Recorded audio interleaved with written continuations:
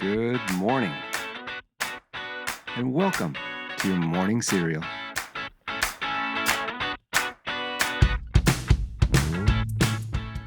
Okay, good morning and welcome to Tuesday. Well, summer is starting to heat up, down here in Texas at least, and it's getting me thinking about some pool time, maybe some time on the golf course. And I don't know what your preferred summer activity is, but I can tell you, given today is Tuesday, we're one day closer to a Friday and that uninterrupted weekend for some of those fun summer activities. And today's lineup of national days is starting to make us think of summer too, okay? Here's the first one. It's Insect Repellent Awareness Day. That's very summery, so if you're headed outside, consider it a day where it's extra okay to smell like a citronella candle. And speaking of smelly candles, today is Love Conquers All Day. Hasn't everyone given or received a candle from your loved one? I mean, that's a thing, right? Either way, give your loved one a special hug this morning and maybe just maybe, it's time to text that old flame of yours. Or just give your dog an extra treat. And if those don't scratch your itch, it's also National Egg Day. Maybe start the day with a protein-packed omelet. And finally, it's World Bicycle Day. So it's time to put down the car keys and feel that summer breeze in your face while on two wheels. All right, well, our quote today is from someone who loves repelling insects. It's from Anderson Cooper, who said, quote, "The truth is no one really knows what's going to happen in the future. That's why I try making the most of each moment," end quote. It's a reminder to embrace the uncertainty of life and to focus on what we can control, which is today. All right, speaking of today's news facts and birthdays are for June 3rd, when in 1956 on this day, rock and roll was banned in Santa Cruz. Now, authorities in Santa Cruz, California, they banned rock and roll at public gatherings. They deemed it, quote, detrimental to both the health and morals of our youth and community. Well, I like a little bit of rock and roll, and I think I turned out just fine, so maybe just a little sensitive there, Santa Cruz.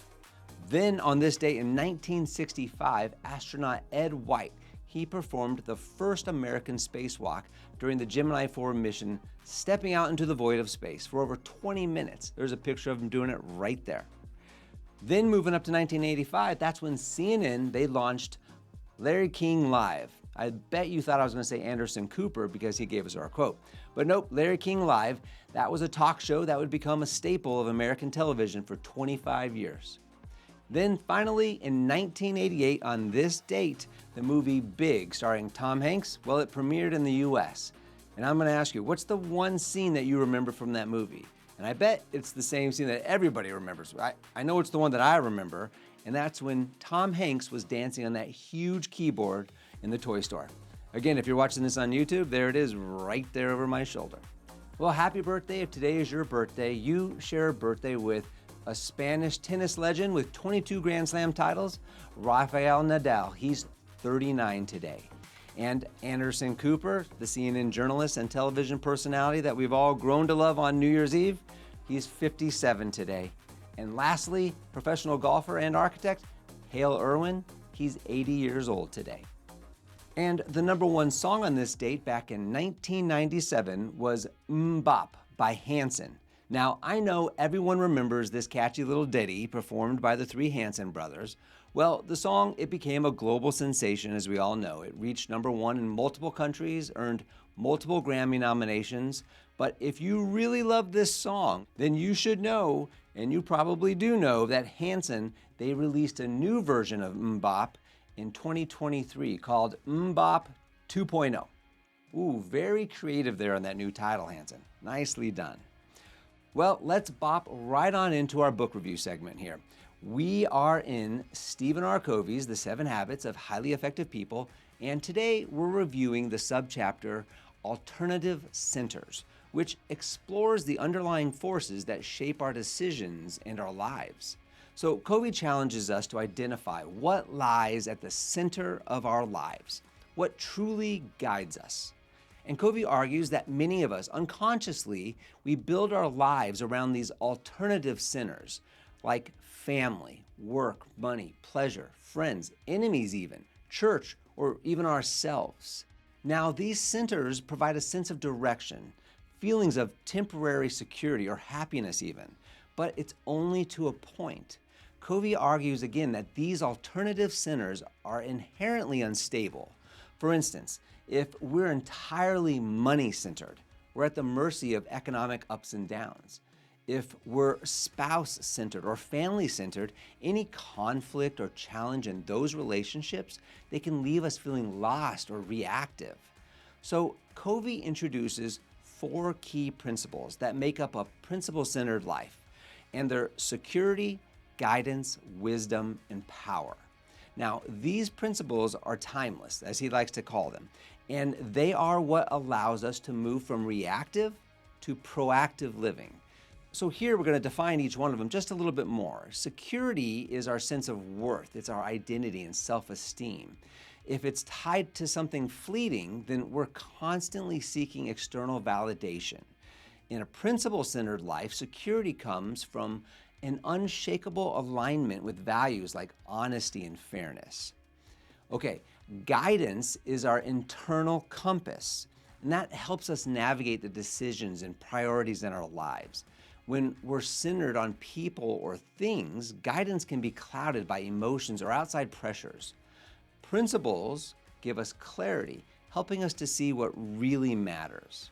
Okay, next is wisdom, and that's the ability to see beyond the immediate, to recognize patterns, consequences, and connections. Covey says, quote, "Wisdom is the child of integrity, that simple alignment of purpose and principles," end quote. Now, when we're principle-centered, wisdom grows naturally. And finally here, power. Power is the capacity to act with confidence and purpose. It's not control over others, but it's the ability to live deliberately. A principle-centered life fuels that kind of authentic, grounded power. Covey says, quote, "Whatever is at the center of your life will be the source of your security, guidance, wisdom, and power," end quote. Now that's a pretty heavy truth to swallow if you really take that to heart, right? He's saying that if your center isn't rock solid, if it's built on something outside of your control, then you're gonna feel like you're always playing catch up, never really at peace. Okay, here's the takeaway. Covey's message here is simple, but it's profound. The center of your life determines everything else. If you're centered on something external and temporary, your mood and your sense of purpose will swing with every up and down. But when you're centered on principles, those values that don't change with the headlines or your social circle, you build a life that's not only effective, but deeply fulfilling. So today, take a moment to ask yourself, what's at the center of your life?